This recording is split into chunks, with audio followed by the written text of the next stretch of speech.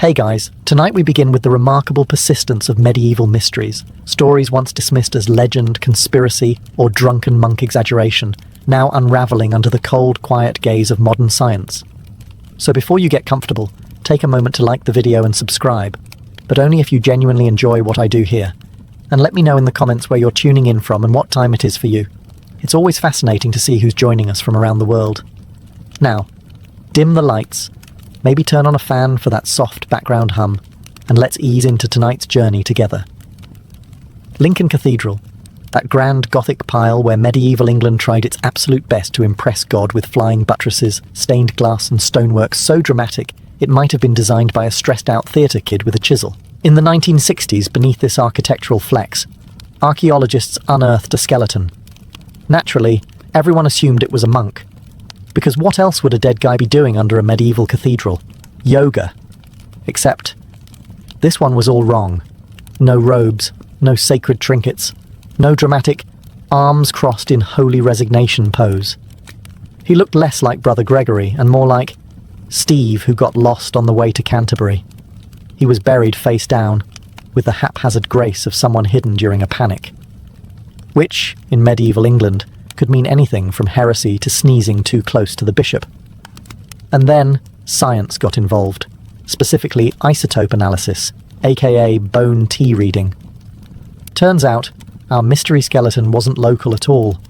He was Scandinavian, which explained the sturdy bones, worn knees, and the faint echo of longboat chants when the wind blew through the crypt. This guy was a pilgrim, not a monk. He had walked, all the way from Northern Europe, probably hoping for a miracle, or at least a decent relic. He ended up collapsing somewhere near the cathedral. Whether from divine rapture or medieval shin splints, no one knows. He was buried beneath the church, likely because the clergy couldn't just toss a Scandinavian corpse in the street. That's bad PR. But they didn't exactly roll out the sacred burial wine either. He got a low-key hole and a shrug. For centuries, people thought he'd done something disgraceful. Turns out he just believed a little too hard and had no idea how much walking was involved. Classic pilgrim behavior. The real mystery. How this guy survived all that distance on a diet of salted fish and questionable bread and still didn't get canonized. So no, he wasn't a monk. He was just extremely tired. Moral of the story? If you're going to walk across Europe for spiritual reasons, at least wear a name tag that says, not a heretic, just devoted. Once upon a time, in a land of history books and bad haircuts, there lived a king named Richard III. You may remember him as the hunchbacked villain from Shakespeare's play, the guy who shouted, a horse, my kingdom for a horse. Which, to be fair, sounds like the kind of thing you say after realizing Uber doesn't exist yet. But for centuries, Richard III's remains were missing. Vanished. Disappeared somewhere between the Battle of Bosworth and someone sweeping up the royal battlefield like, yeah, we'll just deal with this later. Well, it turns out later meant over 500 years. Enter a parking lot in Leicester. Yes, not a castle, not a crypt, not even a suspicious-looking well. Just your average boring car park behind a city council building. Apparently that's where royal dignity goes to die. In 2012, a group of very determined archaeologists, armed with ground-penetrating radar and, frankly, a shocking level of optimism, decided to dig up said parking lot. Why? Because some medieval records vaguely suggested that Richard was buried at the nearby Greyfriars Church, which had since been demolished, paved over, and rebranded as Parking Bay No. 7. They found a skeleton. Male. Late 30s. Skull caved in like he'd lost a very serious argument with a sword.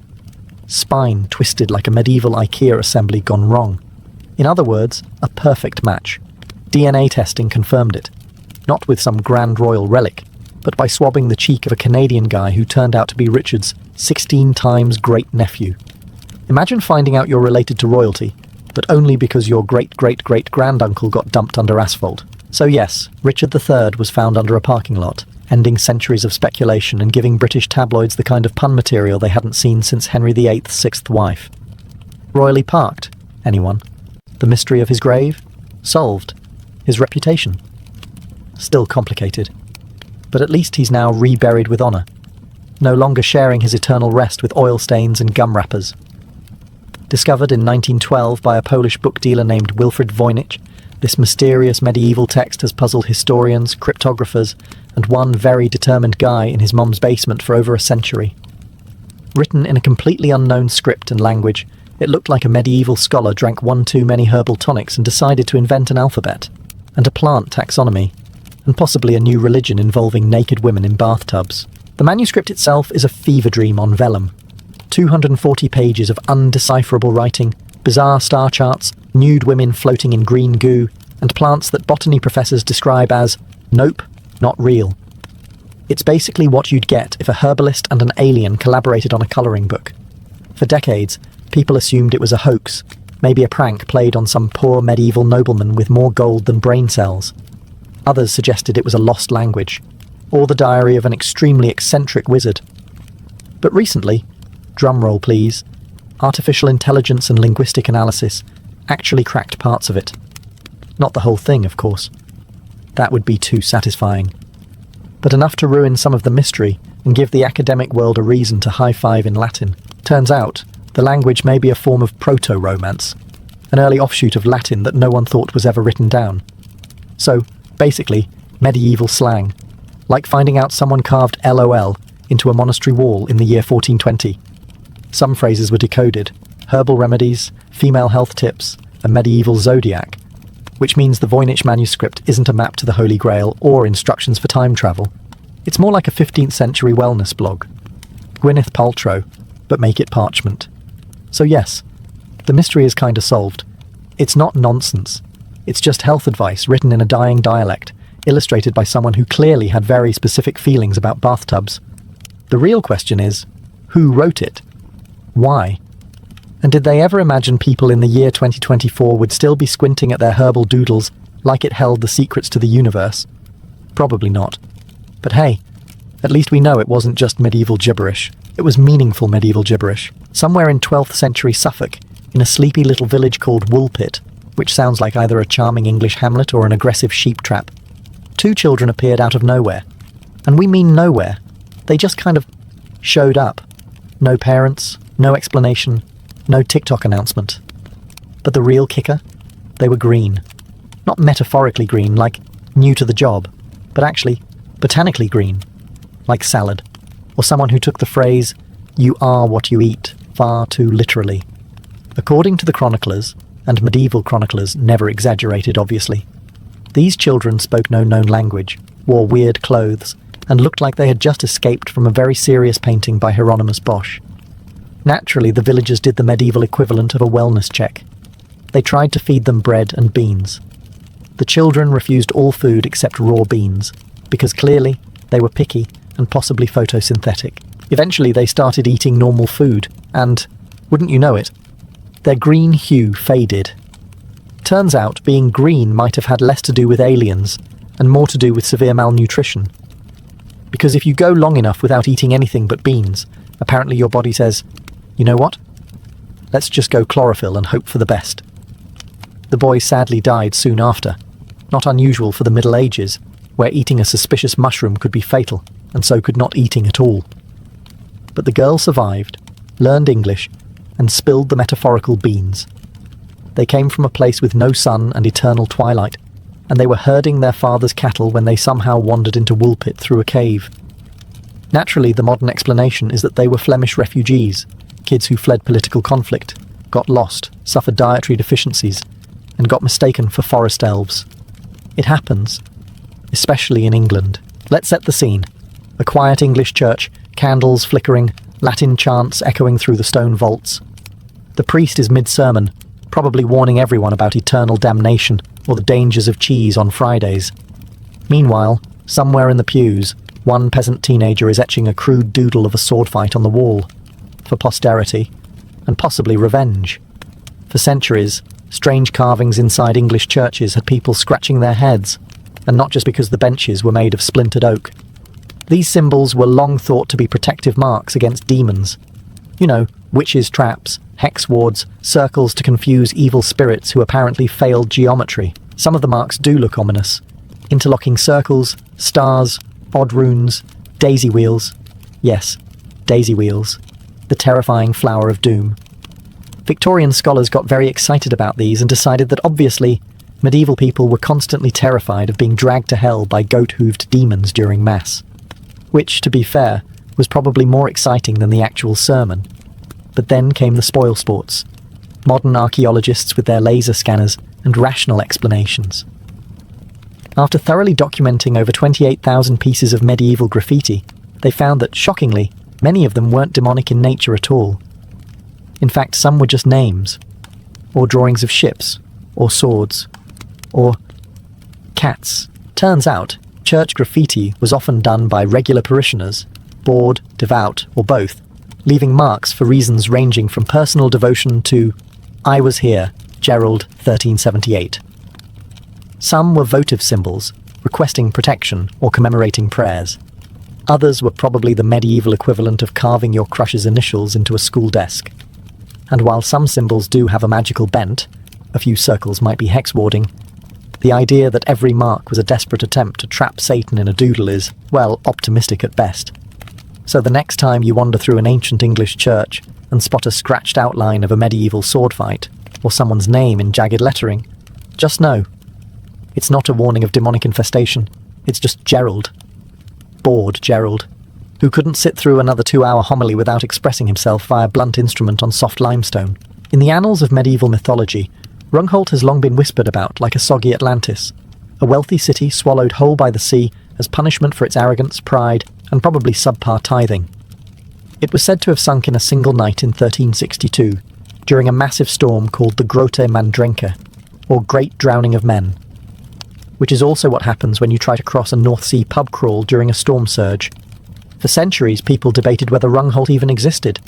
Some believed it was just a fable to scare coastal villagers into humility, the medieval German version of "clean your room, or the sea will eat your entire town." Others insisted it was real, but had long since been lost beneath layers of silt, salt, and sheep. Legend said Rungholt was decadent. The people were wealthy, godless, and so rude they once refused lodging to a beggar priest. Naturally, God responded in classic Old Testament fashion, with a flood, because nothing says divine justice like aquatic urban renewal. But modern archaeologists have recently confirmed that yes, Rungholt existed. And yes, it absolutely got wrecked by the sea. Thanks to LiDAR scans, sonar mapping, and some very muddy German researchers in galoshes, parts of Rungholt's harbour walls, drainage systems, and dikes have finally been found beneath the Wadden Sea. And guess what? It turns out Rungholt wasn't a fairy tale. It was a thriving North Frisian port city. The area had advanced water control systems, tons of trade, and presumably a whole lot of people who now wish they hadn't settled in a literal swamp next to the ocean. The cause of its destruction wasn't just divine wrath, it was climate change. Medieval Europe was warming, storm surges were rising, and dike maintenance was, let's say, budget-constrained. So when the 1362 storm hit, Rungholt was about as prepared as a sandcastle facing a tsunami. Ah, the Knights Templar, history's favourite combination of holy warriors, secret symbols, and conspiracy theories involving treasure, grails, and angry church officials.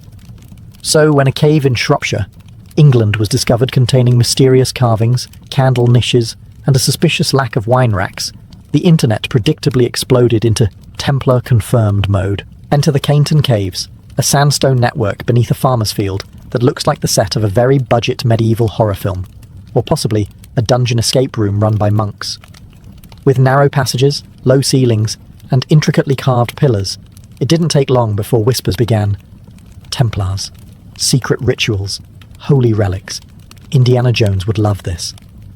For years, rumours swirled that this cave had been used by the Knights Templar themselves after they were outlawed in the 14th century.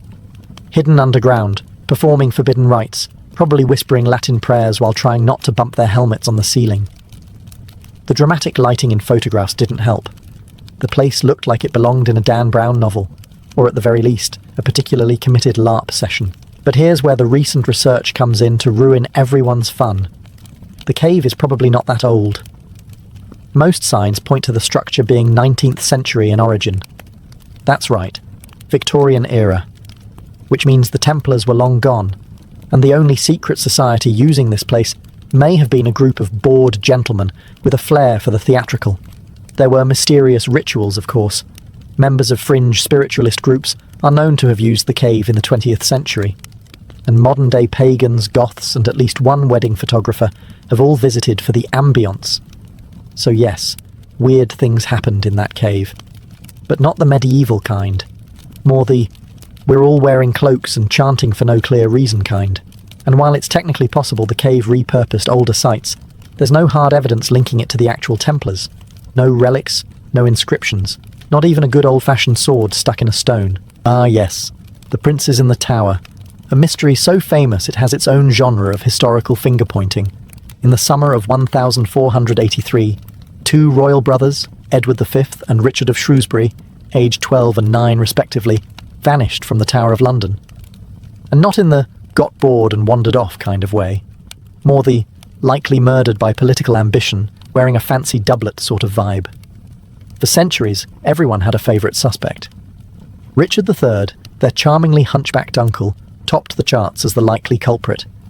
After all, he was the one who locked them up for their protection and then mysteriously became king, which is always a suspicious career move.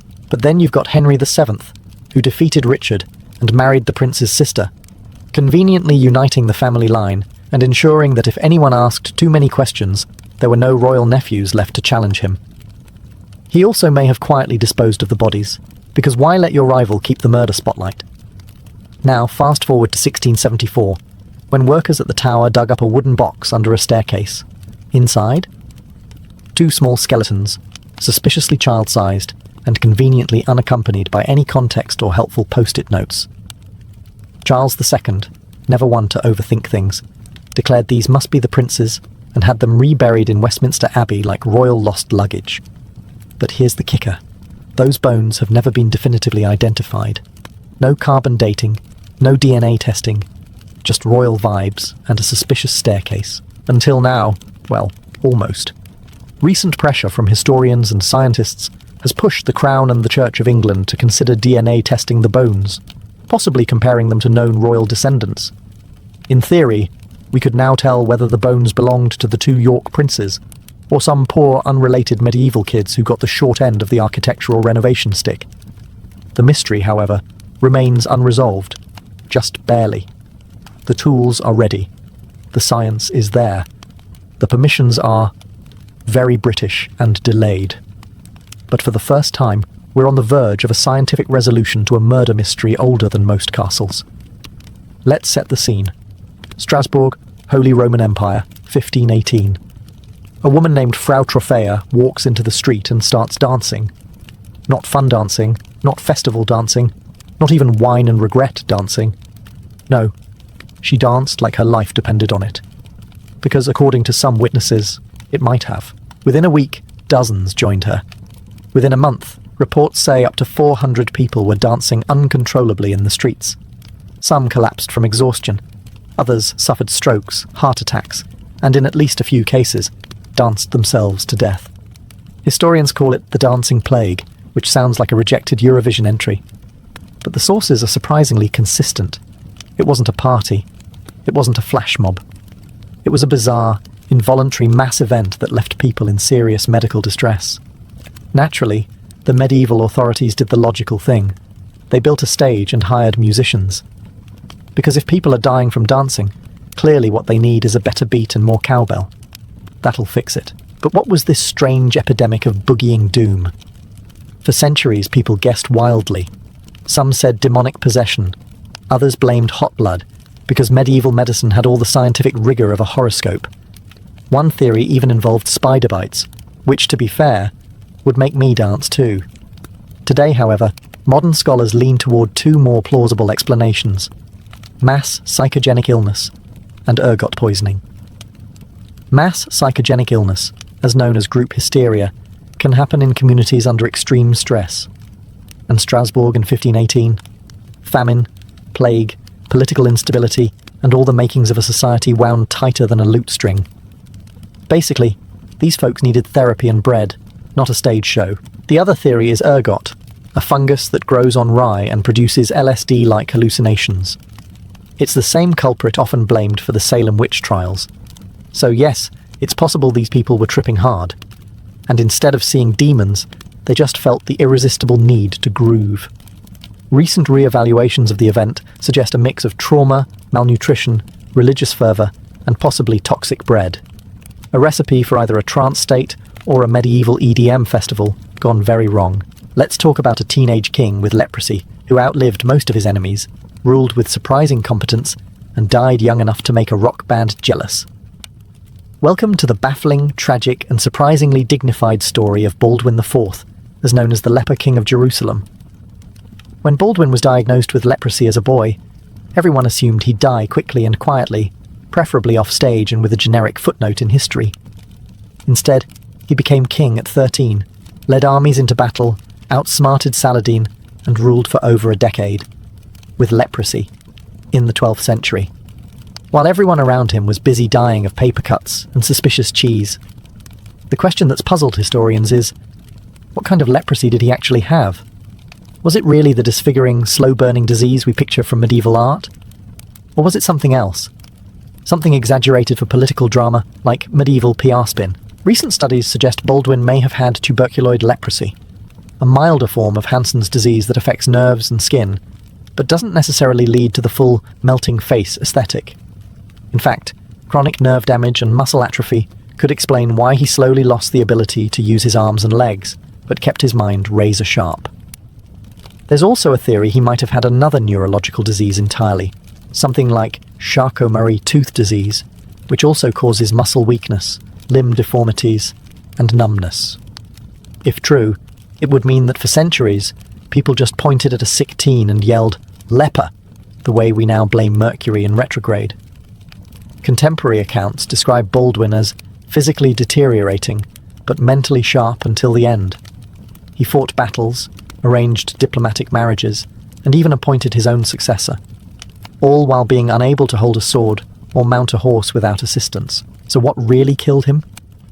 Most likely complications from progressive nerve degeneration, infections, and medieval medicine's just throw herbs at it approach.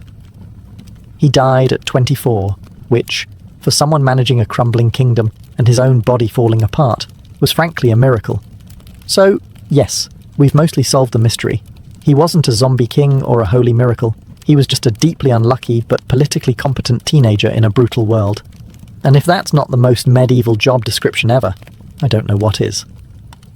Somewhere in medieval Europe, a convent cemetery was being excavated by modern archaeologists expecting the usual: bones, rosary beads, and maybe a humble shoe buckle or two. Instead, what they found was a female skeleton buried in a religious habit, clearly a nun, whose grave contained not one, but two skeletons. Hers. And that of a newborn infant nestled against her ribs. Well, that's awkward. Naturally, this sent scholars spiralling into speculation. Had she been the victim of assault?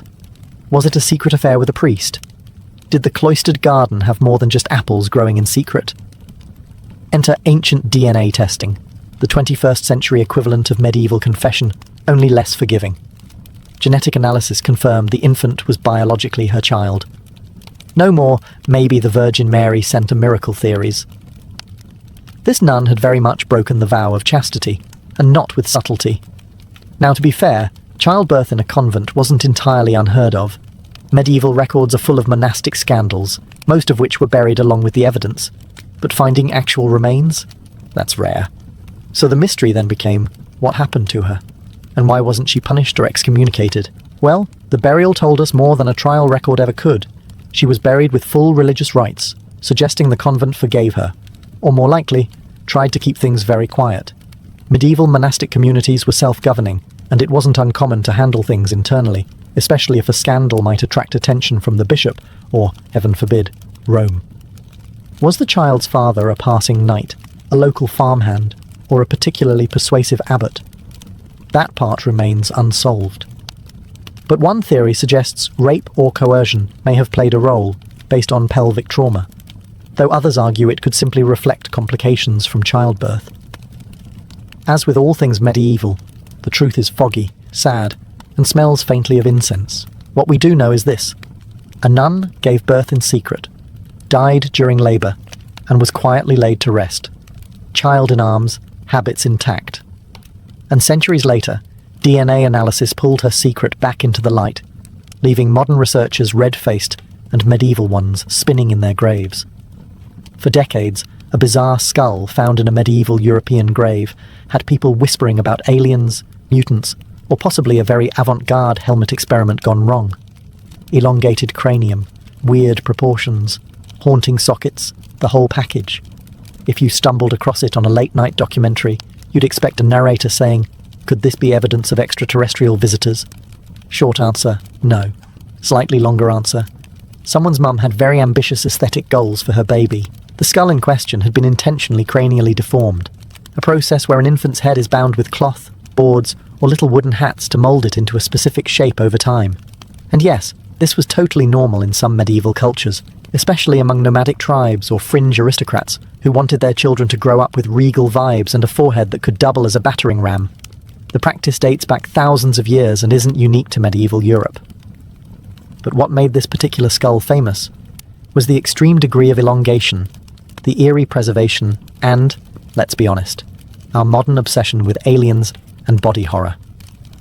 It didn't help that for years the skull was housed in a local museum's mystery cabinet, right next to a mummified hand and a taxidermy fox with two heads. Recent advances in forensic anthropology and DNA analysis finally put the mystery to rest.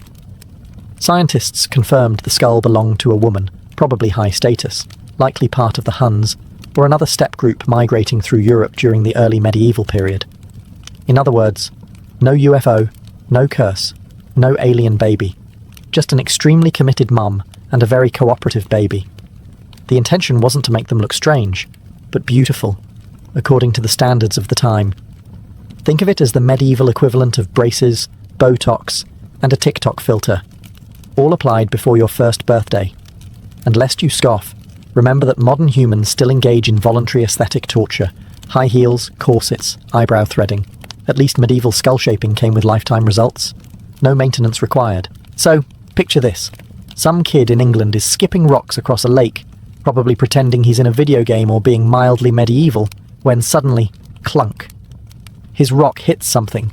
Not a frog, not a boot, a full-blown sword, and just like that, every local news anchor dusted off their Excalibur puns and gave the story more airtime than municipal elections. To be clear, this wasn't King Arthur's sword. That one was allegedly tossed into the lake by Sir Bedivere, and a mysterious hand emerged to catch it, which was a totally reasonable plot point in a time when people believed in dragons and taxes from the church. But back to reality. What the girl found was an actual medieval sword, buried in the lakebed for hundreds of years. It was long, rusted, and, most suspiciously, perfectly shaped like the kind you'd use to defend a muddy castle from Vikings, or to enforce questionable feudal land disputes. Archaeologists stepped in, excited to date the blade and explain its presence in the water. And no, it wasn't Excalibur, but it was a genuine 9th to 11th century weapon, likely of Anglo-Saxon origin. So, what was it doing at the bottom of a lake? Here's where things get squishy. One theory? Ritual deposition. The practice of throwing valuable items into lakes or rivers as offerings to gods or spirits. Think of it as medieval Amazon returns, except the recipient is a deity who lives in algae. Another possibility? Panic dump. Imagine a knight running from battle, realizes he's about to be arrested or robbed, and flings the sword into the lake with the enthusiasm of someone ditching a phone before it incriminates them. Or, and this is the most likely, accidental loss. Medieval people fished, washed clothes, and sometimes fought near lakes. If you've ever dropped your phone in a toilet, you understand how easy it is to lose something valuable to water. Somewhere in the English countryside, tucked between sheep pastures and pubs with names like the Drunken Duck, stand a group of ancient stones ominously named the Whispering Knights. They're part of the larger Rollright Stones complex, a prehistoric circle of megaliths that look like a druid's IKEA set, long abandoned mid-assembly. Now, the knights aren't exactly knight-shaped. They're 5 tall, jagged stones leaning in towards each other, like they're gossiping at the medieval office water cooler. For centuries, locals believed these stones whispered secrets to each other, especially on moonlit nights, or when you turned your back on them like a complete idiot in a horror movie. Folklore insisted they were cursed knights turned to stone for trying to overthrow a king. Naturally, because in medieval Britain, if you so much as jaywalked, someone declared you a statue by divine punishment. The tale was charming, until scientists showed up, and, with the finesse of a buzzkill in a fairy tale, said, "Let's study the geology." So what did modern analysis reveal? First off, the stones weren't knights. They were just Neolithic, dating back to 3500 BCE, long before chainmail and grail quests. They're aligned in a way that suggests ritual purpose, possibly astronomical, like so many other megalithic sites. Basically, Neolithic people loved big rocks and pointing them at the stars. You know, as one does. But what about the whispering? Here's where things get fun. Acoustic tests found that sound does behave strangely around the stones. Their shape and position create localized echo chambers, meaning whispers spoken in certain directions bounce and carry in unexpected ways. In a pre-science world, this naturally meant witchcraft, curses, or that the rocks were gossiping about your haircut. So while they're not knights, and they're not whispering juicy medieval secrets, they do serve as proof that our ancestors were deeply fascinated with space, sound, and probably freaking out visitors. Today, the whispering knights still lean in like they're sharing the latest scandal. And to be fair, if you've stood next to a mildly suspicious group at a party, you know how unsettling that body language can be. Are they haunted? Probably not. But acoustically suspicious? Absolutely. In medieval Europe, if your body refused to decompose properly after death, you had two career options: saint or supernatural menace. There was no third path. If the local priest liked you, congratulations. You were a holy miracle, and possibly getting your own stained glass window. If not, get ready for an exhumation and a wooden stake through the ribcage. For centuries, tales circulated of corpses that just wouldn't rot. Monks, nobles, even ordinary townsfolk occasionally made headlines, well, parchment margins, for staying suspiciously well preserved. The living, naturally terrified of being haunted, blamed the usual suspects: sorcery, demonic possession, or just bad vibes. One particularly strange case took place in a small monastery in Eastern Europe. A nun, quiet, pious, and aggressively average in life, was buried during winter. But when her remains were moved months later, her body was found completely intact. Cue whispers of sainthood, candlelight vigils, and at least one terrified kitchen boy fainting on the spot. Fast forward to modern times, and enter science with its usual party-crashing facts. Researchers recently analysed several preserved medieval corpses using high-tech methods such as DNA sequencing, forensic chemistry, and, most thrilling of all, fungal swabbing. What they found was far less mystical and far more microbiological. Turns out, under the right conditions, a body can dehydrate rapidly, especially in cold, dry crypts, which essentially mummifies the remains. This natural preservation, called saponification in some cases, where fat turns into a waxy soap-like substance, can happen without any embalming, curses, or divine intervention. Just good old physics and fungi. As for our holy nun, she was buried during a harsh winter in a particularly airy stone crypt with lime-packed soil, nature's walk-in freezer, no demons, no miracles, just a medieval version of vacuum-sealing leftovers. The best part? While the village once lit candles in her honour, modern analysis revealed her diet consisted almost entirely of pickled fish and rye porridge. So not exactly the stuff of sainthood. But her story reminds us how easily the line between miracle and microbiology gets blurred, especially when people are bored, scared, and living in a time when leeches were considered advanced medicine. When people think of Victorian crime solving, the image that often comes to mind is a man in a bowler hat, coat collar turned up, magnifying glass in hand, prowling the foggy streets of London. While fiction gave us Sherlock Holmes, reality gave us Scotland Yard. The Metropolitan Police was founded in 1829 by then Home Secretary Sir Robert Peel, but it wasn't long before a special branch of detectives was needed. Ordinary constables could keep the peace, but London was swelling into a metropolis of millions, and with it came daring jewel heists, fraud schemes, and brutal murders. These were crimes too complex for a nightstick and a lantern. In 1842, a small detective branch was created at Scotland Yard, just 8 plainclothes officers who were not easily trusted. To the Victorian public, detectives seemed almost criminal themselves. They didn't wear uniforms, they snooped around in taverns, and they infiltrated gangs by disguising themselves. Newspapers sneered at them as spies and slinkers in the shadows. Respectable citizens worried that detectives blurred the line between lawman and lawbreaker. And yet, when a crime truly baffled the public, everyone turned to Scotland Yard. The early detectives had to prove their worth by solving cases that ordinary policing couldn't touch. They pursued master thieves who specialized in safe cracking and art theft, tracked down notorious swindlers who preyed on the gullible with elaborate cons, and even uncovered political conspiracies during a time when fears of revolution simmered across Europe.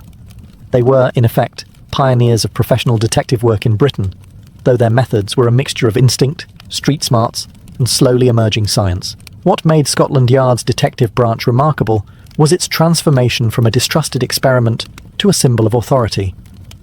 By the 1860s and 70s, the Yard men were appearing in courtrooms with evidence that carried more weight than mere rumour. Their work shaped the public's idea of what a detective should be: methodical, sharp-eyed, and unyielding. The Yard's reputation was cemented by high-profile cases like the pursuit of the garroters who strangled victims in dark alleys, or the hunt for conmen who impersonated aristocrats to rob banks. Though they began in suspicion, Scotland Yard detectives became indispensable. By the late Victorian era, they were not just men in plain clothes. They were the very embodiment of a new age of crime-solving, where deduction and investigation mattered more than luck and chance. In early Victorian England, murder investigations were often little more than guesswork. A coroner might inspect a body quickly, listen to a few witness statements, and declare a cause of death that satisfied the jury. But as the century unfolded, a revolution began in the morgue. Doctors started to see the corpse not just as a shell of the deceased, but as a book of evidence waiting to be read. This shift marked the birth of forensic autopsies, a practice that would forever change the way crimes were solved. The idea was simple yet groundbreaking. The body itself could testify. Physicians began cutting open stomachs to search for poison, analysing bruises to determine whether injuries were inflicted before or after death, and studying blood patterns to reconstruct the final moments of violence. These practices weren't just grisly rituals. They were the beginnings of a new science. Toxicology emerged as one of the most important fields. Arsenic, known as the inheritance powder for its popularity among would-be heirs, was suddenly detectable through chemical testing. For the first time, a murderer could be undone not by confession or rumour, but by science. The public followed these developments with a mix of fascination and horror. Courtrooms buzzed with excitement when medical experts delivered their findings, brandishing vials and describing chemical reactions that revealed invisible poisons. Newspapers eagerly reported on such cases, turning scientific testimony into a kind of theatre. Suddenly, the grim business of dissection became part of everyday conversation. People realised that crimes once thought unsolvable could now be proven with evidence that could not lie. But the new methods were not without controversy. Many Victorians were deeply uneasy about the desecration of the body, still holding religious or superstitious fears about dissection. Others questioned the reliability of doctors. Could a man in a lab coat truly be more trustworthy than an eyewitness? Mistakes did happen. In some trials, expert witnesses contradicted one another, confusing juries and feeding skepticism. Yet, despite resistance, forensic autopsies slowly gained acceptance. By the latter half of the century, they had become indispensable to criminal investigations. Inquests were no longer just community rituals of judgment. They were stages where science spoke louder than rumour. The autopsy transformed death from a mystery into a source of hard evidence. In doing so, it gave Victorian detectives a powerful ally, proof drawn not from hearsay, but from the silent testimony of the dead. For most of history, proving someone's identity in a criminal case was an unreliable business. Suspects could lie, witnesses could misremember, and even photographs, though emerging in the Victorian age, were far from foolproof. A clever criminal could simply change his name, grow a beard, or vanish into the fog. But in the late 19th century, a tiny detail, no larger than a fingertip, reshaped the future of crime solving. Fingerprinting was born. The idea that fingerprints were unique was not entirely new. Ancient civilizations had noticed patterns on the fingers, but it was Victorian science that transformed curiosity into proof. In the 1880s, Sir Francis Galton, a cousin of Charles Darwin, began studying fingerprints in detail. He categorized the whorls, loops, and arches that made each print distinct. Galton's work wasn't just academic. It laid the foundation for a system of identification that could stand in court. His studies showed that the odds of two people sharing the same fingerprint were astronomically low, making it the perfect marker of individuality. The first practical use of fingerprints in Britain came in the 1890s, when Sir Edward Henry, then Inspector General of Police in Bengal, developed a classification system that allowed prints to be stored, compared, and retrieved quickly. Known as the Henry system, it was soon adopted by Scotland Yard. Suddenly, identity was no longer based on memory, description, or luck. It was etched permanently in the ridges of a hand. The first major breakthrough came in 1902, just as the Victorian era was ending. A burglar named Harry Jackson was convicted when his fingerprint, left on a freshly painted windowsill, matched the record held by police. It was a quiet revolution.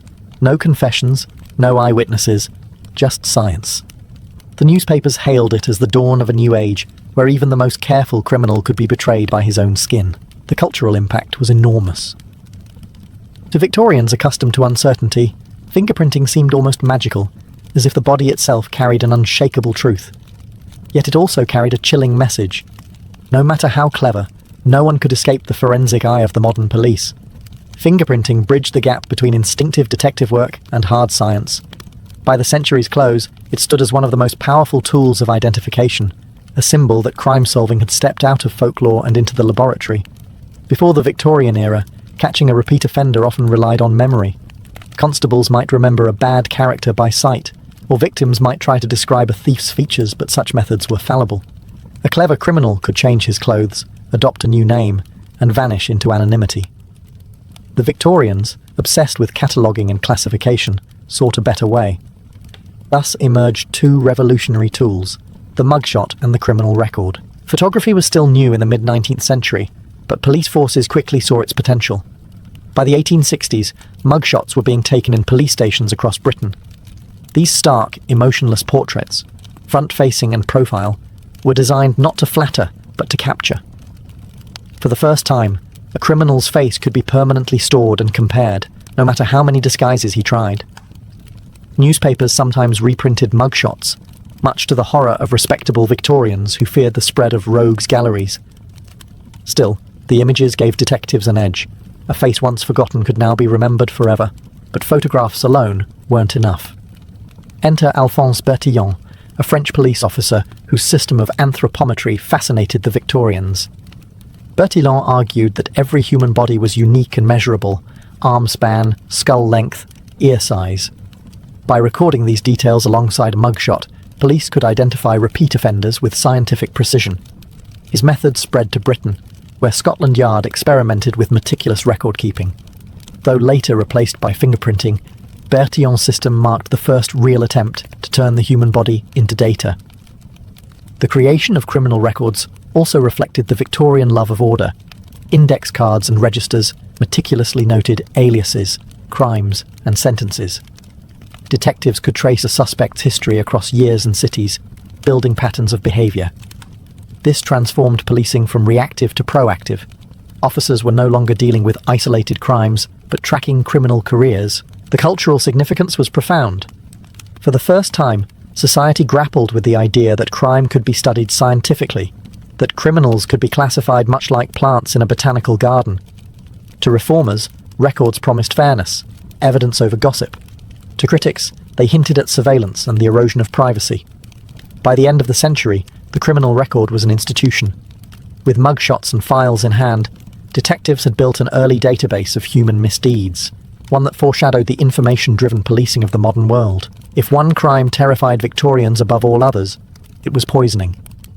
Unlike a pistol shot or a knife wound, poison was invisible, silent, and often delivered at the dinner table by someone trusted. Arsenic, dubbed the inheritance powder, was cheap, tasteless, and available in every chemist's shop.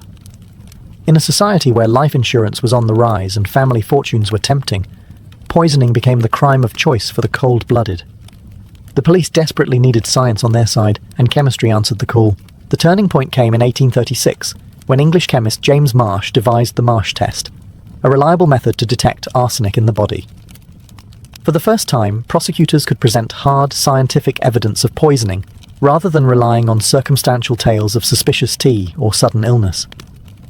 The test became famous after a series of sensational trials, where jurors leaned forward in awe as experts demonstrated how a trace of arsenic could be revealed through chemical reaction. Marsh's method turned the laboratory into a courtroom weapon. The Victorians soon demanded more. Other chemists developed techniques to detect strychnine, cyanide, and opium derivatives. Toxicology emerged as a new discipline, and medical experts became indispensable allies to Scotland Yard detectives. It was no longer enough to have a confession. Now the evidence had to be proven, tested, and explained. Murderers who once counted on their cunning were suddenly betrayed by the contents of a victim's stomach or the sediments in a teacup. These scientific triumphs were not without controversy. Defense lawyers often attacked chemists as charlatans, claiming their tests were flawed or their motives biased. Indeed, early toxicology was still imperfect, and mistakes sometimes sent innocent people to the gallows. Yet with each case, public fascination grew. The Victorian press delighted in publishing the details of chemical tests, turning the science of death into dinner-table conversation. The battle against poisoners also reshaped everyday life. Chemists began labelling dangerous substances more carefully, and the government pushed for stricter regulation of sales. Murderers found it harder to obtain their favourite weapon, though some still tried. The era's fascination with poison gave rise to countless sensational novels and penny dreadfuls, where villains wielded chemistry like black magic. By the late 19th century, forensic chemistry had secured its place in the arsenal of Victorian crime solving. With each test tube and reaction, science chipped away at murder's cloak of invisibility, proving that even the most subtle crime could leave behind undeniable traces. Before the Victorian age, murder investigations often began with chaos. Crowds would trample through alleys, neighbours rifled through belongings, and policemen themselves sometimes disturbed crucial evidence without realising it. A bloody footprint might be wiped away, a weapon handled by curious hands, and the truth of what had happened forever lost. It was during the 19th century that investigators began to grasp an essential idea. The crime scene itself was a witness. One of the most famous examples was the case of Jack the Ripper in the late 1880s. Though the killer was never caught, the Scotland Yard detectives working Whitechapel's streets tried to apply new methods of observation, cataloguing wounds, sketching crime scenes, and comparing patterns. While their efforts were often hindered by public hysteria and poor lighting, these cases demonstrated the growing importance of preserving the environment of a crime. The Ripper murders, gruesome as they were, forced Londoners to understand that solving crimes required more than catching a suspect. It demanded careful analysis of place and circumstance. Photography soon joined the toolbox. By the 1860s, police forces were beginning to photograph not just criminals, but also crime scenes. Images captured the exact position of bodies, the placement of weapons, and the state of a room before anything was moved. This was revolutionary. For the first time, investigators could revisit a crime scene days or even years later by examining photographs. They could present visual proof to courts and compare details that might otherwise be forgotten. The practice of collecting physical evidence also emerged. Fibres, hair, and even soil samples began to be considered significant. While Victorian scientists did not yet have the tools to analyse DNA or microscopic particles, they recognised that such materials might one day speak volumes. The principle was simple but powerful. Every crime leaves traces. Of course, the process was imperfect. Crime scenes were still compromised, often by sheer curiosity from bystanders or the press. Even police officers struggled to resist tampering with evidence. Yet the seeds of modern forensic protocol had been sown. Investigators learned to mark, measure, and record, rather than disturb. By the end of the Victorian century, the crime scene had evolved from a muddled mess into a structured space of inquiry. Detectives were no longer just chasing suspects. They were reading the silent story written in bloodstains, footprints, and scattered objects.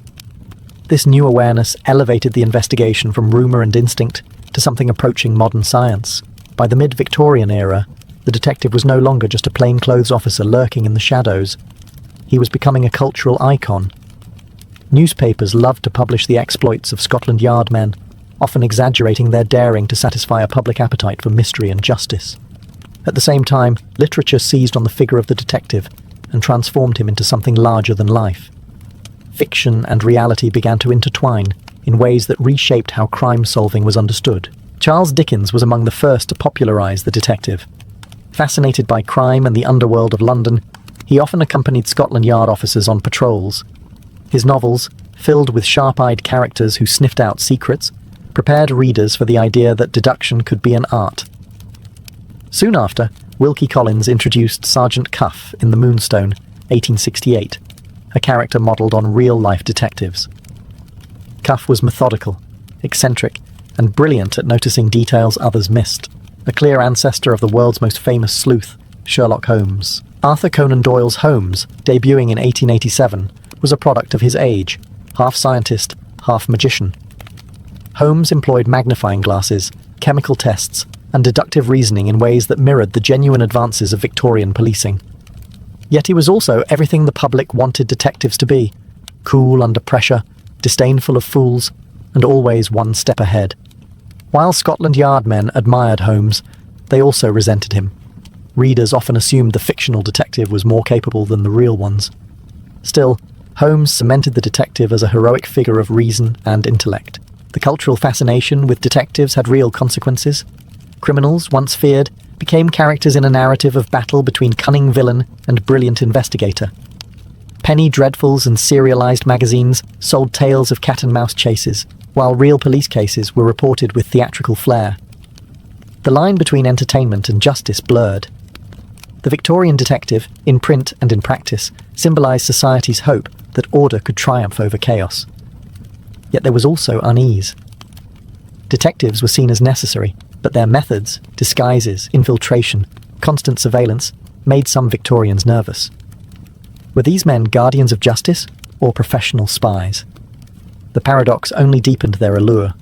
By the century's close, the detective had become both an indispensable reality and an irresistible myth, embodying the Victorian dream that intellect and observation could pierce even the darkest mysteries. By the late 19th century, Victorians were convinced that science could not only solve crimes, but also predict them. This belief gave rise to an early form of criminal profiling, a mix of anthropology, psychology, and social prejudice that reflected the era's anxieties as much as its ambitions.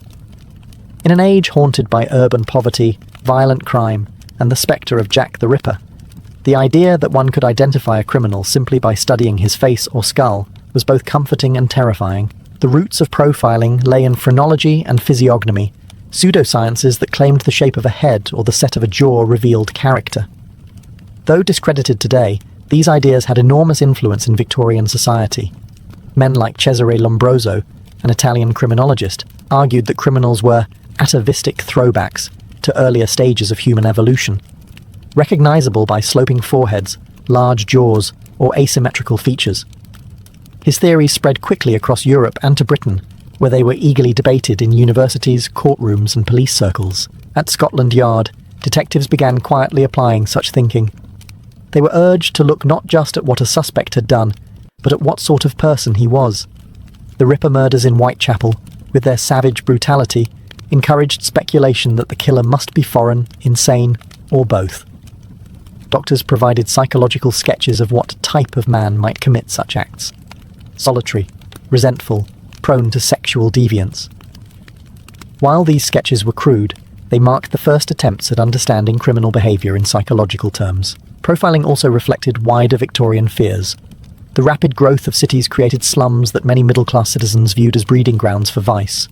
Criminal anthropology seemed to confirm these prejudices, painting the poor and immigrant populations as biologically predisposed to crime. Social reformers embraced such theories as justification for controlling or monitoring the urban underclass. Thus, profiling was as much about reinforcing social boundaries as it was about catching killers. Still, amidst the pseudoscience, there were glimmers of genuine progress. Detectives learned to study patterns of behaviour. Repeat offenders often struck in similar places or under familiar conditions. Criminal psychology, however crude, nudged investigations toward understanding motive as well as method. By the end of the Victorian era, profiling had become a controversial but enduring tool. It was both a mirror of society's darkest prejudices and a tentative step toward the modern science of criminal psychology. The Victorians, in their obsession with classification, laid the groundwork for a field that would later evolve into a cornerstone of detective work. By the dawn of the 20th century, the world of policing had been transformed. The Victorians began the century with constables carrying rattles and lanterns, relying on eyewitnesses and coerced confessions. They ended it with detectives using fingerprints, chemical analysis, crime scene photography, and a growing body of forensic science. The transformation was not just technical, It changed the very idea of justice. For the first time in British history, solving crime became less about luck and confession, and more about evidence, science, and procedure. Scotland Yard stood at the heart of this transformation. Its plainclothes detectives, once distrusted as spies, became symbols of modern policing. Their methods inspired admiration abroad, from Paris to New York, where police forces began adopting British practices. Even when cases ended in failure, such as the unsolved Jack the Ripper murders, the public recognized that detectives had tried to apply systematic reasoning rather than superstition or mob justice. This approach marked a decisive step toward professionalism. Victorian innovations also left an enduring cultural legacy.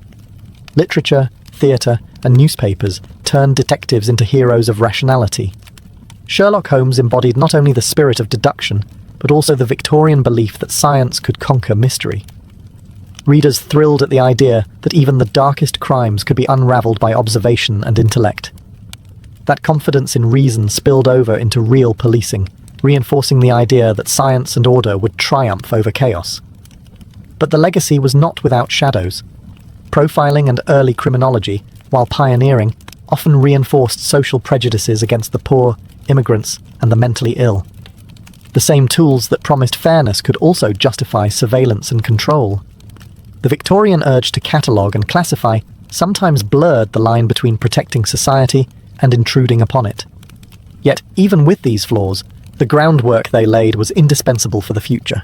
Today's criminal investigations, DNA testing, forensic psychology, digital records, owe much to the Victorians' willingness to experiment. They were the first to imagine a justice system where science, not superstition, held sway. Their successes and mistakes alike created a blueprint for modern forensic practice. The Victorian age began with lantern-lit patrols and ended with laboratories, records, and detectives who were both feared and admired. Their legacy is clear. The meeting of science and crime-solving in the 19th century created the foundations of modern policing, ensuring that the voice of evidence would forever speak louder than rumour. For a young man hoping to join the Knights Templar, the journey did not begin with swords or banners, but with silence and shadow. The initiation was held in the stillness of a chapel, usually at night, where flickering candles cast long, wavering shadows across stone walls. The solemn setting was meant to overwhelm the senses, to remind the candidate that he was stepping out of the world of common men and into a life bound by mystery, obedience, and eternal vigilance. Before the ceremony even began, secrecy was emphasized.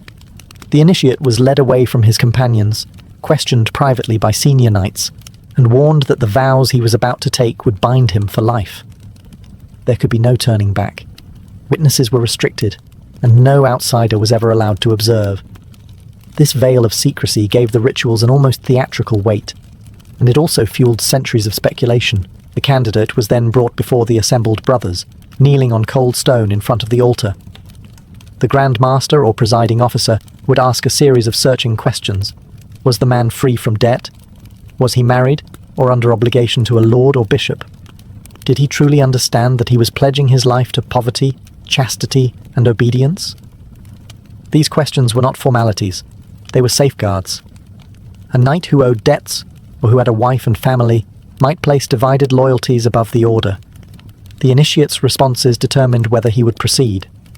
If found worthy, he was asked once more if he wished to dedicate himself fully to the Order of the Temple. Tradition held that the candidate was given several chances to withdraw, lest he claim later that he had been pressured or misled.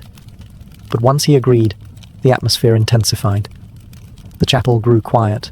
The brothers bowed their heads, and the initiate prepared to take his oath. This moment was the threshold, the last step before shedding his old identity and becoming a soldier of Christ. From here, the candidate would be stripped of his former life, his clothes replaced with the white mantle of the Templar, and sworn to a rule that demanded complete loyalty. The solemnity of the setting ensured that, when the words of the oath were finally spoken, they carried the weight not only of ritual, but of destiny. Once the initiate had been examined and accepted, the heart of the ceremony began, the taking of the sacred oath. He was led to kneel again before the altar, the dim candlelight glinting off the steel and silver of the assembled knights. This was no casual promise, but a binding contract, one that fused the spiritual vows of the monastic life with the martial discipline of the warrior. Poverty, chastity, and obedience, these were the pillars upon which the order stood, and they would define every aspect of the initiate's future. The vow of poverty was the first, and perhaps the most difficult for many knights to accept. These were men often born into noble families, accustomed to wealth, land, and retainers. By pledging poverty, the initiate renounced all worldly possessions. Any wealth he possessed was turned over to the order, which would now provide for him in common. He would own nothing, not even his sword, which was regarded as belonging to Christ and his order. To a man raised in privilege, this vow was a symbolic death of the self. Next came chastity. In an age where noble lineages and dynasties were preserved through marriage, this oath demanded that the initiate cut himself off from family life entirely. The Templar was to live as a monk, never to marry or pursue women, dedicating his body and spirit solely to God. This vow was often misunderstood by outsiders, who imagined dark or unnatural practices within the order's walls. In truth, it mirrored the vows taken in monasteries across Christendom, but the secrecy of the ceremony fed rumours that the chastity oath masked stranger, more scandalous rites. Finally, obedience bound the initiate completely to the will of his superiors. From this moment onward, his life was not his own. He would march when ordered, fight when commanded, and die if required, without hesitation. The order valued obedience above all, for only through absolute unity could a band of warrior monks function as one body in battle and in faith. As the initiate repeated the words of the oath, the brothers surrounded him in silence. He was no longer merely a man, but a servant of God's temple. The vows stripped him of his past and bound him to a new identity, one that would endure until death, or until the order itself was dissolved. With the vows spoken, the transformation of the initiate moved from words to symbols. Rituals are powerful not only for what is said, but for what is seen and felt, and the Templars understood this well. The most dramatic moment came when the novice was stripped of his worldly clothing and dressed in the distinctive white mantle of the order. To those watching, this was more than a change of garments. It was the outward sign that the man was no longer his own. The mantle itself carried heavy meaning. White symbolized purity of body and soul, a reminder that the knight had sworn chastity and must remain unsullied by earthly desires. In time of war, the mantle was marked with a red cross, the symbol of martyrdom and sacrifice. The red was no decorative flourish.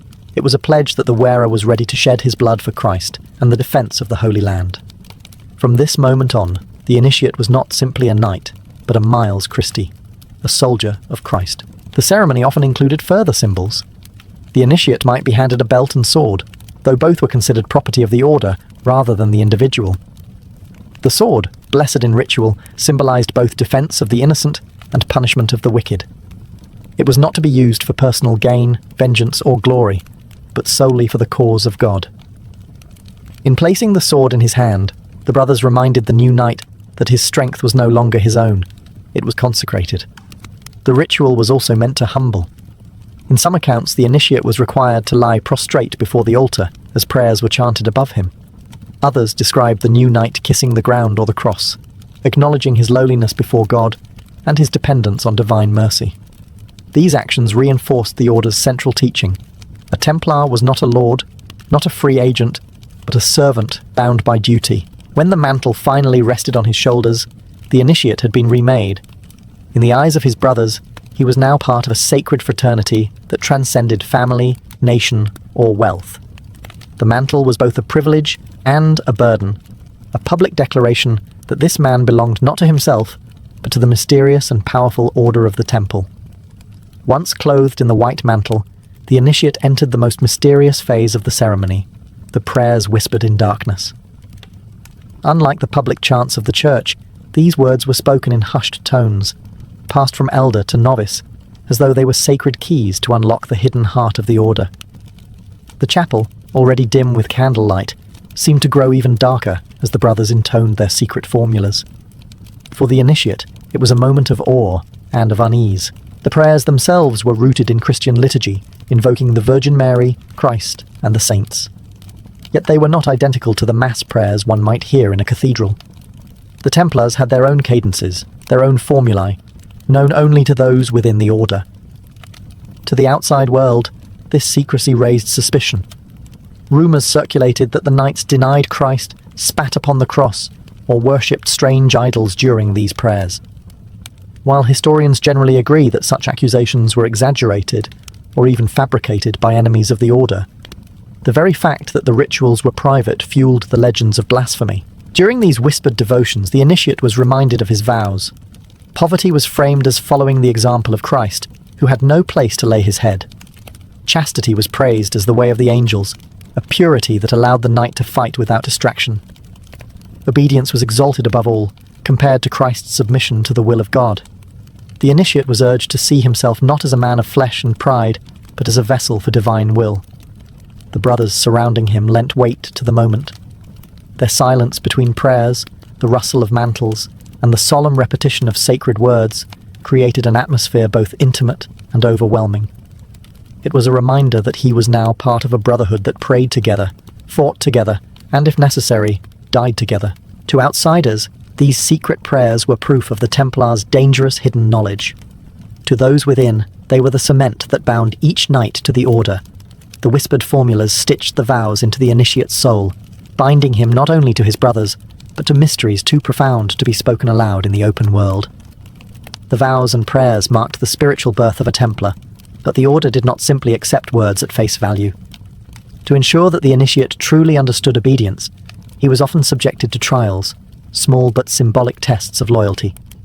These were not meant to humiliate, but to engrave the idea that a knight of the temple must obey instantly, without hesitation, whether in the chapel or on the battlefield. Accounts of these trials vary, and much is clouded by later exaggeration.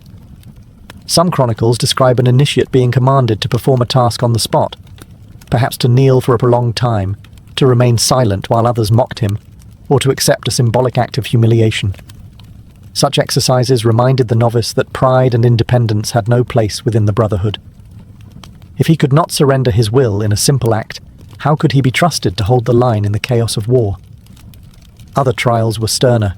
A recruit might be asked a final time whether he truly wished to stay, while the brothers pressed him with warnings of hardship.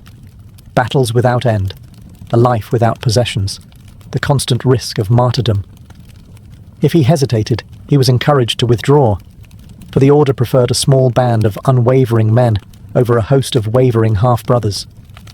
This insistence on absolute commitment became the foundation of the Templars' reputation for discipline. Enemies of the order later twisted these trials into dark accusations. The whispered claim that initiates were forced to spit on the cross or deny Christ almost certainly originated from misunderstandings of symbolic obedience tests. Such rumours fueled the charges of heresy that ultimately destroyed the Templars, though historians today recognize them as propaganda rather than truth. What seems clear is that the trials were meant to strip away hesitation, pride, or fear, and to forge a knight utterly devoted to his brothers and his cause. Once the tests were endured, the initiate was embraced by the brotherhood. From that moment forward, he was expected to obey every command of his superiors, whether it meant defending a pilgrim on a dusty road, riding into hopeless battle, or enduring captivity without complaint. In the Templar vision of loyalty, obedience was not weakness, but strength, the binding force that allowed hundreds of men to act as one body, wielding the will of God as their weapon. After the tension of vows, whispered prayers, and trials, the mood of the initiation often shifted. To seal the new knight's entry into the order, the brothers shared a ritual meal, a feast that was less about indulgence and more about fellowship. The Templars were strict about food, living under a monastic rule, but in the context of initiation, the table itself became a symbol of unity. The initiate, now clad in the white mantle, was led to join his brothers at a long, simple table. There was no silver, no lavish decorations, no marks of personal wealth. The order ate from common dishes, a deliberate sign that all possessions were shared and no man stood above another. Meat was rare in their diet, allowed only on certain days, so the fare often consisted of bread, beans, vegetables, and watered wine. Yet for the new knight, sitting among men who had fought at Jerusalem, Antioch, or Acre, the meal carried a weight beyond the food itself. The ritual feast also reinforced discipline. The Templars followed strict rules even in dining. Silence was kept, readings from scripture accompanied the meal, and no knight was permitted to glance at another's portion with envy.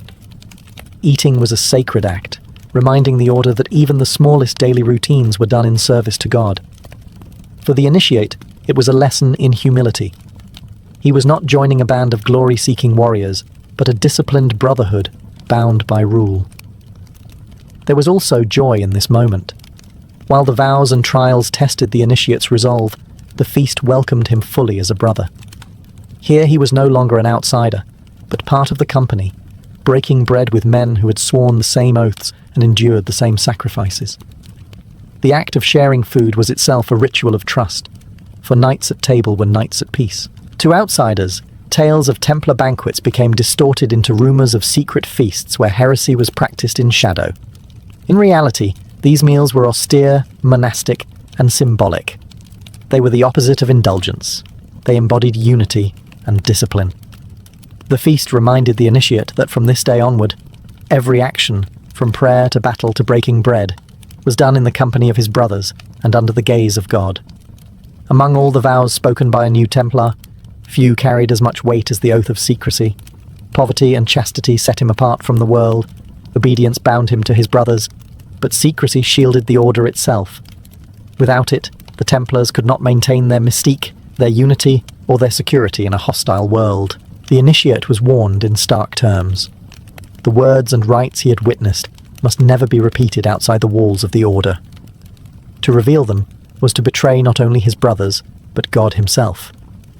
In some accounts, the vow of secrecy was accompanied by gestures of finality, placing a hand on the Gospels, kneeling before the cross, or touching sacred relics.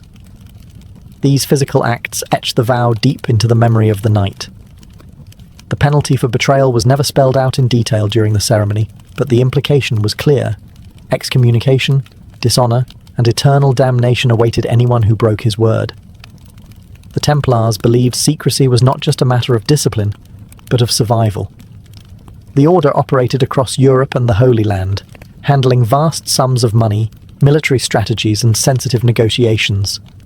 If such matters slipped into the wrong hands, be they kings, rival lords, or enemy armies, the results could be disastrous. It was this cloak of secrecy that fed suspicion among outsiders. Because the rites were hidden, rumors flourished. Whispers spread that the knights worshipped strange idols, spat on the cross, or engaged in obscene rituals behind closed doors. The very oaths that were meant to protect the order ended up painting it as sinister in the imagination of its enemies. Centuries later, these accusations would be weaponized in trials that led to the destruction of the Templars. For the initiate, however, the vow of secrecy was not sinister, but sacred. It marked him as a guardian of mysteries, trusted by his brothers and bound to them in silence. It was a reminder that the order lived not for the world's approval, but for God's command. By swearing secrecy, the Templar crossed a final threshold. He now held truths he could never share, even at the cost of his life. This invisible bond was as strong as any sword or shield, ensuring that the order's power remained hidden, disciplined, and feared. As the secrecy vows faded into silence, the initiation turned toward its final sanctification. What had begun as a questioning of loyalty and a stripping of worldly ties now shifted into a moment of blessing. The chapel filled not with whispers of secrecy, but with the solemn cadence of prayer as the brothers called upon God to consecrate the life of their new companion. The presiding master often laid his hands upon the initiate's head or shoulders, invoking divine protection and strength. These blessings were drawn from the language of the church, but tailored to the martial vocation of the order. The knight was prayed over as both monk and soldier, a defender of pilgrims, a scourge of infidels, and a vessel of Christ's will on earth. In some accounts, psalms were sung, chants of victory and steadfastness, echoing like the hymns sung by monks at midnight vigils. The initiate was also reminded of the spiritual promises bound up in his vows. Poverty would not mean deprivation, but freedom, for by surrendering wealth he gained a treasure incorruptible. Chastity was framed as a gift of purity, raising him above worldly distraction so that his heart could remain wholly fixed on God. Obedience, the hardest vow of all, was described as the very path Christ himself had walked, submitting even unto death. By embracing these disciplines, the Templar was promised the ultimate reward: salvation, the crown of martyrdom, and eternal fellowship with the saints. At this stage, the language often grew martial.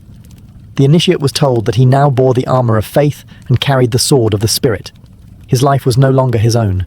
It was a campaign under the command of the Heavenly King. Should he fall in battle defending the Holy Land, his death would not be in vain but counted as a martyr's victory.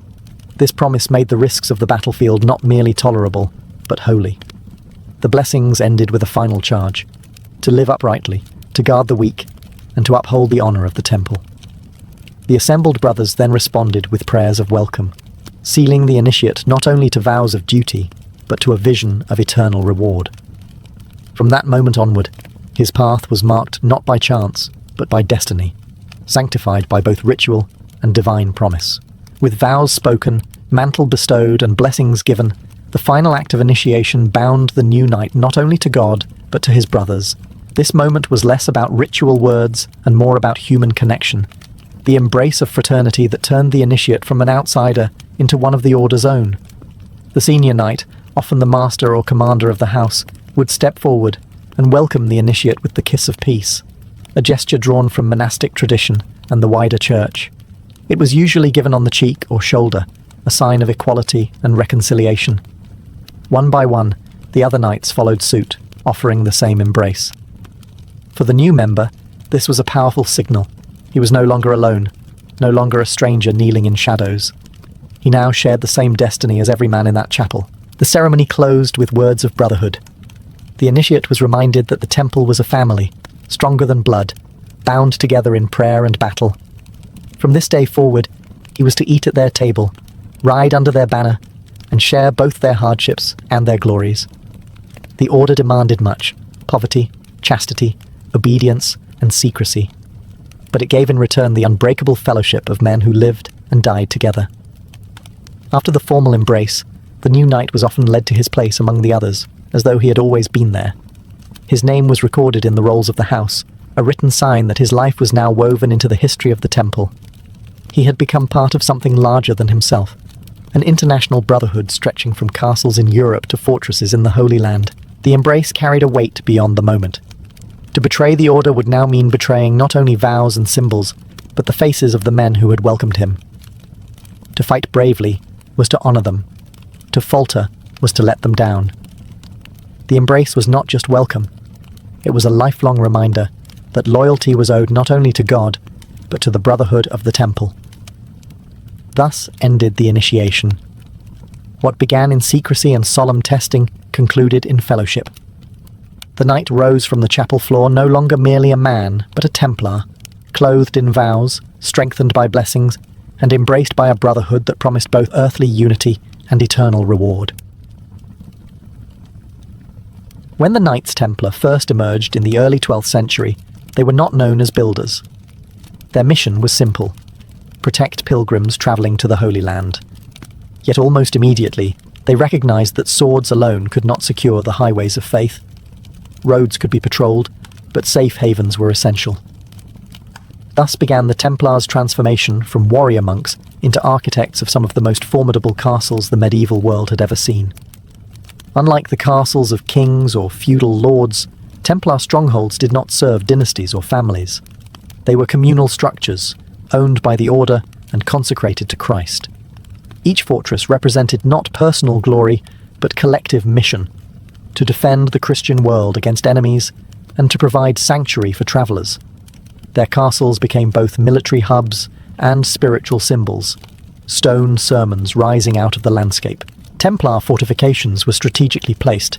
They anchored trade routes, guarded mountain passes, and dominated coastal harbours. Many were erected along the frontiers of Crusader states, where the clash between Christian and Muslim forces was constant. In Europe, their castles safeguarded treasure houses, training grounds, and commanderies that fueled the Order's global network. Wherever a Templar fortress stood, it announced stability and power, often in lands plagued by conflict. Architecturally, these castles combined brute strength with subtle symbolism. Their walls were thick, their towers carefully angled to repel siege engines, and their gates designed to funnel invaders into deadly traps. Yet within those walls lay chapels where knights gathered to pray before battle. The contrast was deliberate. Stone bastions of war sheltering quiet sanctuaries of faith. Every fortress, from the deserts of Syria to the green hills of Portugal, embodied the dual identity of the Templar, monk and soldier. To medieval eyes, these fortresses seemed unshakable. They projected an image of divine protection, as though God himself had lent strength to the stones. Pilgrims who entered their gates saw more than battlements. They saw a vision of the church militant, unyielding before the storms of war. And for enemies, a Templar castle was both a military obstacle and a spiritual statement. The cross carved into its walls was as daunting as the swords of the men inside. In building castles, the Templars built more than defences. They built monuments to their mission, fusing architecture with ideology. These warrior fortresses were not merely shelters of stone, but enduring symbols of a holy cause. If there was ever a fortress that embodied the Templar vision of strength and faith, it was Crac de Chevalier. Rising above the Syrian plains, this massive stone citadel was more than a military outpost. It was a statement of permanence in a land defined by shifting battles and fragile crusader states. Perched on a hill nearly 650 meters above sea level, Crac dominated the surrounding landscape, its silhouette visible for miles. For pilgrims, it was a beacon of safety. For enemies, it was a daunting reminder of the Crusaders' determination to stay. Crac de Chevalier was originally built by local lords, but in 1142 it was entrusted to the Templars' brother order, the Knights Hospitaller. Still, its design and use reflected the same principles that guided all Templar construction. The fortress became the gold standard of Crusader military architecture: double concentric walls, deep moats carved from living rock, and a series of towers that allowed defenders to rain arrows and stones upon attackers from every angle. Each wall contained passageways for swift movement, ensuring that soldiers could be deployed wherever the threat was greatest. Inside the fortress, practicality blended with spirituality. Vast storage rooms allowed Crac to withstand sieges lasting years, while a chapel stood at its heart, reminding the knights that their battles were fought under divine sanction. The chapel's austere design reflected the order's vow of simplicity. No gilded ornaments, no flamboyant decoration, only the stark beauty of stone and the glow of candlelight. For Muslim chroniclers, Crac was a nightmare. The fortress resisted repeated assaults and stood as a nearly impregnable bastion during the height of the Crusades. Saladin himself attempted to take it, but even his formidable armies could not breach its walls. Only in 1271, after decades of defiance, did the fortress finally fall to Sultan Baybars. Even then, legend holds that the defenders surrendered not through force, but through a forged letter tricking them into believing their masters had ordered retreat. To this day, Crac de Chevalier is regarded as one of the finest examples of medieval military engineering in the world. Its walls tell a story not just of stone and mortar, but of ideology, the merging of knightly discipline with monastic devotion. For the Templars and their peers, Crac was more than a fortress. It was the crown jewel of a sacred war, a monument to the belief that faith could be defended with both prayer and steel. While the Holy Land drew most of the Templars' fame, their castles in Portugal tell a different but equally fascinating story. Here, on the far western edge of Europe, the Order played a vital role in the Reconquista, the centuries-long struggle to reclaim Iberia from Muslim rule. Portuguese kings quickly recognized the Templars as invaluable allies, granting them lands and resources in exchange for their military support. In return, the knights built fortresses that anchored the Christian frontier and helped forge the identity of the emerging Portuguese nation.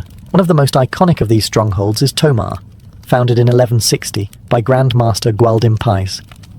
Rising on a hill above the Nabão River, Tomar became the Templars' headquarters in Portugal, and later one of the most important commanderies in Europe. Its round church, inspired by the Holy Sepulchre in Jerusalem, symbolized the Order's direct link to the sacred sites of the Crusades. Unlike the austere chapels of the East, Tomar blended military utility with artistic flourishes, foreshadowing the fusion of Templar and Portuguese culture. But Tomar was not alone. Across central Portugal, the Templars erected a chain of fortresses: Almirol, perched dramatically on a rocky island in the Tagus River; Monsanto, carved into granite cliffs; and Pombal, controlling vital roads. These castles were not merely defensive, they were statements of control. Each fortress secured conquered territory, safeguarded Christian settlers, and provided staging points for further campaigns southward. Their presence ensured that the frontier advanced steadily, brick by brick, stone by stone. The architecture of these Portuguese castles reflected both local tradition and Crusader innovation. Thick curtain walls, elevated towers, and narrow gateways mirrored Eastern designs, while their placement exploited Iberia's rugged terrain. Many of the fortresses also included cloisters and chapels, underscoring that these were not castles of feudal lords, but of warrior monks who lived by rule and prayer. In time, when the Templar order was suppressed, their Portuguese holdings did not vanish. Instead, they passed into the hands of the Order of Christ, a successor institution that carried on Templar traditions. Under this banner, Portuguese explorers would sail into the Atlantic and beyond, using Tomar as both a spiritual and logistical base for voyages that reshaped the world. Thus, the Templar castles of Portugal stand as western bastions of their mission, fortresses that guarded a frontier, forged a kingdom, and laid the foundations for global exploration. In England, the Templars' castles and commanderies carried a slightly different purpose than their counterparts in the Holy Land or Iberia. Here, the order was less concerned with defending contested frontiers and more invested in consolidating wealth, training recruits, and safeguarding the flow of resources that sustained the crusading effort abroad. Yet their English strongholds still bore the unmistakable stamp of Templar architecture, an austere blend of martial utility and spiritual devotion. The most famous of these was the Temple in London, established in the mid-12th century. While not a fortress in the traditional sense, it was a fortified enclave in the very heart of the city. Its round church, modelled after the Holy Sepulchre in Jerusalem, remains one of the best surviving examples of Templar design in Western Europe. Here, knights trained, prayed, and managed the financial dealings of the order. The London Temple became a hub of international banking, where monarchs deposited treasure and pilgrims secured safe passage to the east. Its defences were less about battlements and more about law, influence, and the sacred authority the order wielded. Beyond London, the Templars established castles in strategic rural sites. In Lincolnshire, they fortified Witham and Temple Brewer, both serving as centres of administration and recruitment. Templehurst in Yorkshire and Rothley in Leicestershire were similar outposts, less massive than Crack or Tomar, but vital nodes in the Templar network. Each included a chapel, cloisters, and barns, combining monastic simplicity with military readiness. Their defensive features were modest, moats, walls, and towers, but their role was crucial: to collect rents, train knights, and funnel wealth toward the crusading front. These English sites reveal another dimension of Templar architecture: symbolism. Round churches, echoing the shape of Jerusalem's most sacred shrine, created a direct architectural link between England and the Holy Land. For medieval worshippers, entering such a space meant stepping into a small fragment of Jerusalem itself. The walls of these churches were plain, but their geometry carried powerful meaning, suggesting unity, eternity, and divine perfection. Though few of England's Templar castles rivaled the scale of Crac de Chevalier or Tomar, their influence was no less significant. They stitched the order into the social and economic fabric of the realm, ensuring that English wealth and manpower flowed eastward in support of the crusading cause. Today, the surviving round churches and ruins of preceptories stand as quiet reminders that the Templar mission was global, stretching from the deserts of Syria to the heart of London. If the Holy Land was the battlefield of the Templars, France was their heartland. It was here that the order was born in the early 12th century, and it was in French soil that many of its most important commanderies and fortresses took root. Unlike the massive bastions of the East, French Templar sites often combined the functions of monastery, manor, and fortress. They were centres of administration and recruitment, but their architecture still bore the unmistakable character of an order that lived by the sword and the cross. One of the most notable sites was the commandery of La Couvertoirade in southern France. Surrounded by rugged plateaus, it became a fortified village where knights and local inhabitants lived side by side. High stone walls, towers, and a formidable gate protected not just the knights, but also the community that supported them. Within the walls stood a chapel, barracks, and storage houses, practical, austere, and utterly Templar. The fortress reflected the dual purpose of the order, to defend and to provide sanctuary. In central France, places like Arville and Pains served as training grounds for recruits. These were not sprawling castles like Crac de Chevalier, but self-contained compounds with chapels, halls, and defensive walls. They reflected the order's disciplined lifestyle: simple quarters, communal dining, and constant readiness for military service. Every structure was designed to remind the knights of their vows. No luxury, no excess, only what was necessary for devotion and defense.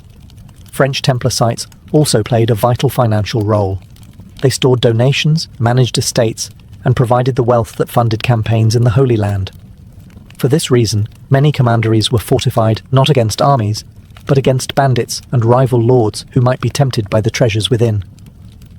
The architecture was pragmatic: walls, towers, and moats that deterred opportunistic raids while projecting an aura of authority. Yet beyond stone and mortar, these castles carried symbolism. The chapels, often plain but geometric, echoed the simplicity of Cistercian design, linking the Templars to the wider reform movement of the Church. The round structures, when present, evoked the Holy Sepulchre, reinforcing the Order's spiritual mission. France was also where the Templars met their tragic end. Castles that had once symbolized strength became prisons when King Philip IV turned against the Order in 1307. Many were confiscated, repurposed, or abandoned. Still, the ruins of French commanderies whisper of the days when the Templar network stretched from humble farms to impregnable strongholds, all united in service to a cause greater than any single kingdom. In Spain, the Knights Templar were drawn into one of medieval Europe's longest and most defining struggles, the Reconquista. Here, castles were not just symbols of power. They were critical tools of survival on a frontier that shifted constantly between Christian and Muslim control. Spanish kings welcomed the Templars, granting them vast tracts of land in exchange for military service, and the Order responded by raising fortresses that anchored the Christian advance. One of the most iconic of these was the Castle of Ponferrada in Leon. Originally a Roman outpost, it was rebuilt and expanded by the Templars in the late 12th century. The fortress grew into a sprawling complex of towers, courtyards, and thick curtain walls, guarding the pilgrims' road to Santiago de Compostela.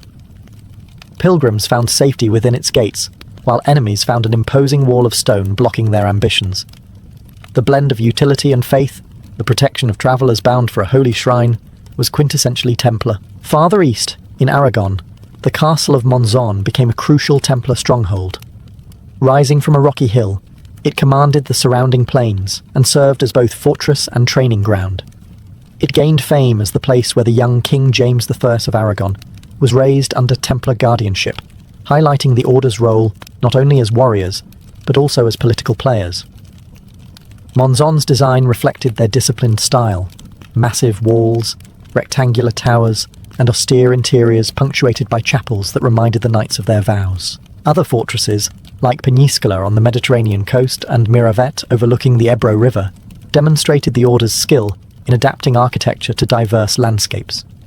Peñíscola rose dramatically from a rocky promontory surrounded by sea, while Miravet's layered walls and Romanesque chapel created a commanding presence above fertile valleys. Each fortress was tailored to its environment, yet carried the same message. The Templars were immovable defenders of Christendom. The Spanish Templar castles reveal the Order's dual role in Iberia. They were guardians of borders and protectors of pilgrims, but they were also instruments of colonization, securing new territories for Christian settlement. When the Order was dissolved in the early 14th century, many of these fortresses passed into the hands of rival military orders such as Calatrava or Montesa, ensuring their continued use in the Reconquista. Today, their ruins still crown Spain's hills and coastlines, reminders of an age when the cross and the sword were carved not only into history, but into the very stones of the land. Beyond the towering presence of Crac de Chevalier, the Templars maintained a network of castles across the Holy Land that embodied their mission: to secure pilgrim routes, defend Christian enclaves, and project authority deep into contested territories. Each fortress was a statement of endurance, a declaration that the Knights of the Temple were not temporary crusaders, but permanent guardians of Christendom in the East. One of the most important of these was Safed, perched high in Galilee. Rebuilt by the Templars in the mid-13th century, it commanded sweeping views over valleys and trade routes. Safed was more than a military post. It was an administrative centre, complete with living quarters, storerooms, and a chapel. Its altitude made it nearly unassailable, a fortress in the sky that reminded both allies and enemies that the Templars were watching from above. In the deserts of Jordan, the castle of Kerak stood as another bastion. Although primarily held by other Crusader lords, the Templars often cooperated in its defence. Its massive walls and deep dungeons symbolised the brutal realities of frontier warfare. Further north, at Bagras and Tortosa, Templar castles guarded crucial mountain passes and coastal lines, creating a chain of strongpoints that supported both trade and military movement. Each fortress worked not in isolation, but as part of a larger system, allowing the order to respond rapidly to threats. These Holy Land castles shared common features: concentric walls, narrow gates, and towers positioned for maximum defense. Yet within their hard exteriors lay chapels that anchored the knight's spiritual life. Daily prayers and masses punctuated the routines of garrison duty, reminding the brothers that their labor was as much service to God as it was to strategy. For Muslim chroniclers, these castles were symbols of foreign intrusion, but also grudgingly admired for their engineering. Siege after siege tested their walls, with some fortresses holding out for months or years before succumbing. Even when they fell, they left behind legends of resistance that magnified the Templars' reputation. Ultimately, the loss of the Holy Land in the late 13th century marked the decline of these castles. Many were dismantled or absorbed into Muslim fortifications. Yet their ruins still cling to hillsides and coastlines, silent witnesses to the age when warrior monks built outposts of both faith and war at the very heart of the Crusades. Templar castles were not merely fortresses of war, they were sermons written in stone. Every arch, wall, and chapel was infused with spiritual meaning, reflecting the order's dual identity as both monks and warriors. While their fortifications had to withstand catapults, sieges, and fire, their architecture also spoke of obedience, discipline, and the eternal struggle between good and evil. One of the clearest expressions of this symbolism lay in the round churches built within or beside their castles. Modelled on the Church of the Holy Sepulchre in Jerusalem, these circular sanctuaries reminded knights that they were spiritually tied to Christ's tomb, the very centre of their mission. To worship in such a space was to stand, symbolically, in Jerusalem itself, even if the castle lay in England or France. The circle also carried deeper meaning: unity, eternity, and the divine order that the Templars believed they defended with their swords. Crosses carved into walls, gateways, and towers reinforced this message. Sometimes painted in red, sometimes cut directly into stone, the cross reminded all who entered that the fortress belonged not to a lord or king, but to Christ. The red cross on the knights' mantles was mirrored in their architecture, turning their castles into visual extensions of their vow. Even the placement of castles carried spiritual undertones. High hilltops symbolized divine watchfulness, as if the fortress itself were an earthly counterpart to a heavenly citadel. Castles that guarded pilgrim routes doubled as metaphors of protection, suggesting that the Order's mission was not only military, but also pastoral, guiding souls as well as defending bodies. The interior spaces too reflected monastic discipline. Chapels were often simple, devoid of luxury, their plain walls emphasizing humility. Living quarters were austere, reminding the knights daily of their vows of poverty. Even the refectories where they shared meals were designed to embody equality. Long tables without seats of honor, reinforcing that all brothers stood equal before God. To outsiders, this symbolism could appear intimidating, even secretive. The combination of martial strength and spiritual imagery gave rise to rumors of hidden rites and esoteric meanings. Yet to the Templars themselves, the message was clear. Their castles were earthly reflections of a higher divine order. In stone, they proclaimed the union of cross and sword, faith and fortitude. Thus, Templar castles were never just about walls and towers. They were about identity, visible monuments to a brotherhood that sought to embody heaven's order on earth. When the Templar Order was dissolved in the early 14th century, their castles did not vanish with them. Stone has a way of outlasting human institutions, and the fortresses of the temple continued to stand long after the knights themselves were dragged to trial or burned at the stake. Some were seized by kings hungry for wealth and land, others were handed over to rival military orders, and a few quietly crumbled into ruin. Yet, in every case, the legacy of Templar architecture endured. In Portugal, many castles were absorbed by the Order of Christ, the Templars' official successor. Tomar, with its iconic round church, became the spiritual and logistical heart of Portuguese expansion, nurturing the explorers who would launch voyages into the Atlantic and beyond. The very stones that once guarded pilgrim roads now formed the cradle of global exploration. In this way, the architectural legacy of the Templars helped lay the groundwork for the Age of Discovery. In Spain, castles like Monzon, Miravet, and Peñíscola passed to the Order of Montesa or other knightly groups who continued the struggle of the Reconquista. Their walls remained frontiers of war until the last Muslim strongholds fell centuries later. Even stripped of their original owners, the fortresses carried forward the martial and spiritual mission that had inspired their construction. Elsewhere, the story was darker. In France, many Templar commanderies were confiscated by the crown and repurposed as secular estates.